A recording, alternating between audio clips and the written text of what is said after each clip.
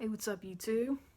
Well, finally have the apartment to myself again, and I'm gonna make another video. And first of all, I want to say that I painted my nails, and that for this day they match my shirt. They're kind of a teal blue color. I should have painted them more of a sapphire blue, but I said, you know what? This year I'm just gonna paint them teal because I don't really care about, staying with what I normally do in September. I figure teal blue is still blue. Um, so I painted my nails, and that's part of what I want to talk about in this video is the fact that I no longer have this need to identify myself as a male, which wasn't always the case in a sense. You know, I mean, there was a time when I thought very seriously about living as a male and accepting all the disadvantages that came with it. And I think I'm going to call this video my male alter ego. And what that means is, just like so many of these F to M people here on YouTube, I had delusions of thinking that I was or could have been male, or should have been. And what I mean by that, well, obviously I don't have the genitals of a male. And we've already talked about what I consider a male and female, and it's just as simple as this. If you're born with a willy, you're a boy. If you're born with a hoo-ha, you're a girl. Okay, and I cannot believe I'm using those terms, but it's better than the P word and the V word.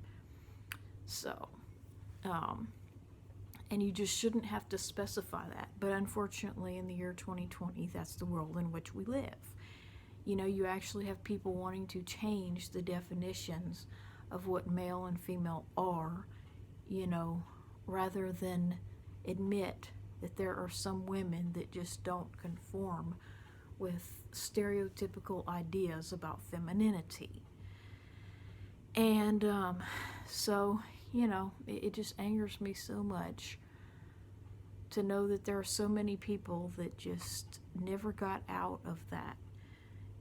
That belief that because they don't want to have long hair, which my hair is actually becoming that way, slowly but surely, because they don't want to do what is expected of women, that they would rather just redefine themselves as a man. They'd rather be a man, born without a you-know-what, than to be a woman who simply doesn't have hair down to here and wear high heels and Victoria's Secrets, which I don't own, by the way.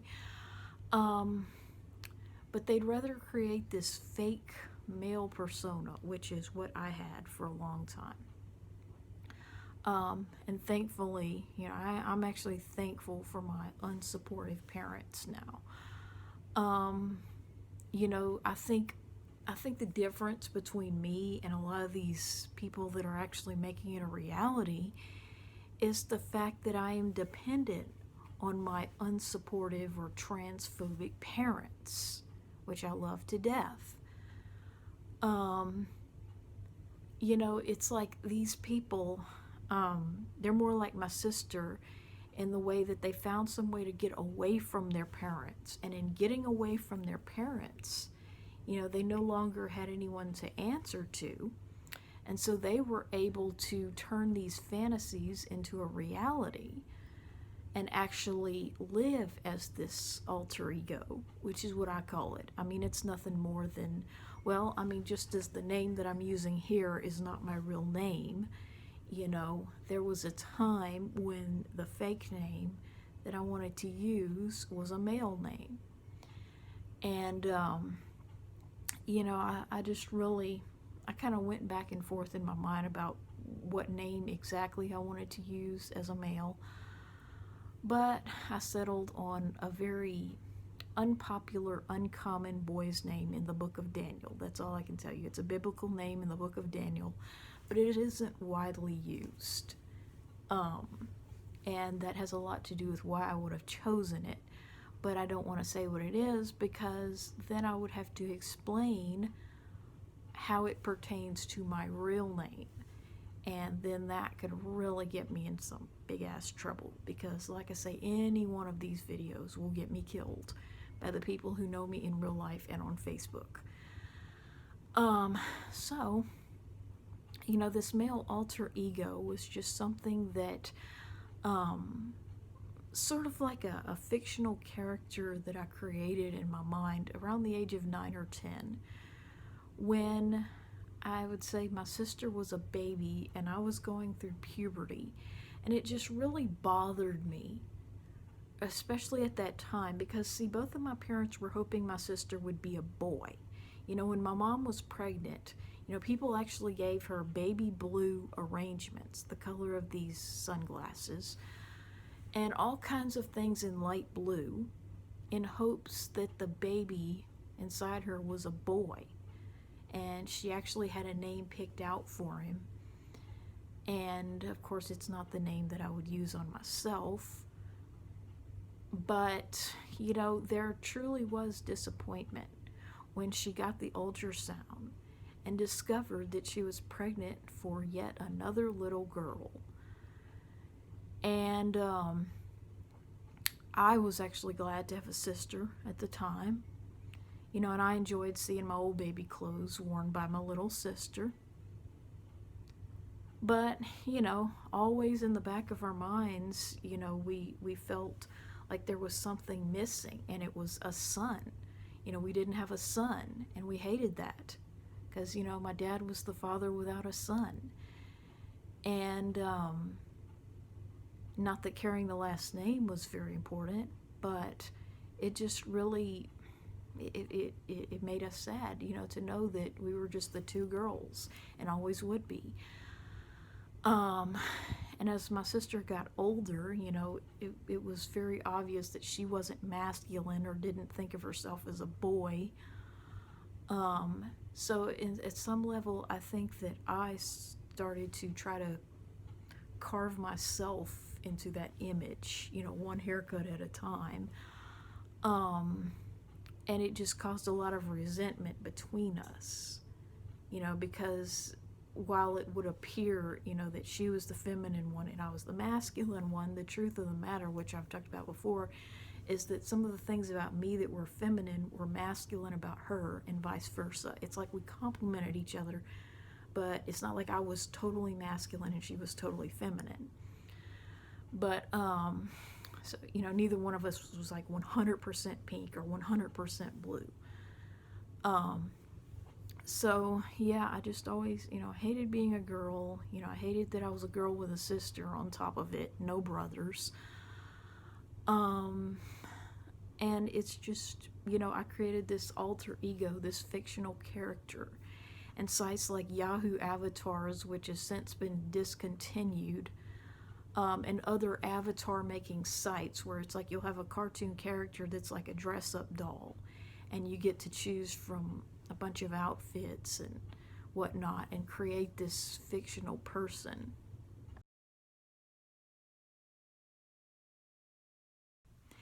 And it enabled me to envision myself as a male, and you know, it sort of like breathed life into this idea of me as a male. And you know, I decided on this name that I really liked, not so much because I liked the name, but just because for some reason it just felt as similar to my real name as I could get in the male gender.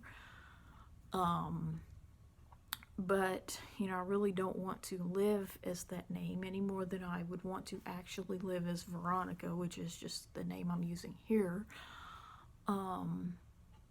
So, you know, I just feel like, as much as it would be fun, you know, to live as a male, and, you know, I mean, after a few years of living that way, it would just become my new reality, you know, just like with a new car. You know, no matter how wonderful a car is, you know, once you've had it for a while, it's just your car. So yeah, it's like, I just, now that I've gotten older and I've had my hysterectomy, because you see, in my case, it's not so much that I thought maleness was so wonderful and, being a man is just, the greatest thing in the world. It's not so much that. I didn't care so much about actually being a man so much as I cared about not living in the female role, so to speak, not having babies and not, changing my identity to Mrs. Last Name and then Mom. It's like, but then when I really thought about it, long and hard, I thought, living in this male persona that I had created would almost be like marrying my alter ego in a sense. I would be losing myself either way. Whether I marry a man and have his babies, or I live as this male alter ego and, turn myself into my own son in a sense, as creepy as that sounds, or my own boyfriend. Because when you think about it, the process of masculinizing your body is a process just like getting pregnant and having a son. You're increasing your testosterone level, you're having to sleep more, you're having mood changes and appetite changes and all kinds of things, just like a pregnant woman. And it's almost like you're giving birth to your new identity. And, these surgeries are very painful, just like childbirth. And I just really, thought about it. I thought I would still be losing myself either way. I could either be Mrs. John Doe, depending on who I marry, or I could become, this male alter ego that I had created, and it would almost be like marrying another version of myself and still losing my original self. And it would still take a toll on my body because, I feel like, as easy as it was to say that I wanted to be a man in high school or wanted to live as a man, I feel like it speeds up the aging process when you take testosterone. Because, something about men, I don't know what it is, it's like they just don't age as gracefully as women. They just seem much older.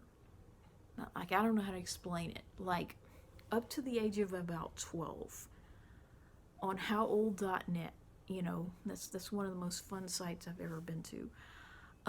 Boys and girls seem both female up until about age 12. They're read as female.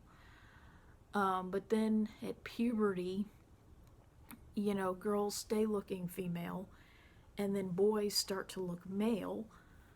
But then for some reason, you look at pictures of old men and old women, and if the women still look good for their age, they could look 10, 20 years younger. Like when I put pictures of my mom on that site and, see how old she looks at least 10 years younger than her real age. And I'm usually read as a woman just a few years younger than my real age. But then when you look at pictures of old men, they are perceived as being much older than their real age. And, it's kind of scary, like my dad, he's perceived as being in his 80s. And it depends on the person, of course. But, for some reason, it just seems that women tend to change less across time. And I made a video called Female Neoteny, where I talk a lot about that, how we seem slightly more mature when we're young. We mature a little bit faster. But then on the flip side of that is that once we get into adulthood, we change more slowly, so that there's less difference between a girl and a woman than there is between a boy and a man. And so yeah, it's easy to want to be taken seriously when you're young. You want to be masculinized because you're tired of being talked down to and treated like a child. But then as you get to be older, like at my age, speeding up the aging process is about the last thing I need right now. And, anything that's going to jeopardize my health is just a no-go. So, yeah, I'm glad I didn't actually live as this male alter ego, but I do understand why I created it.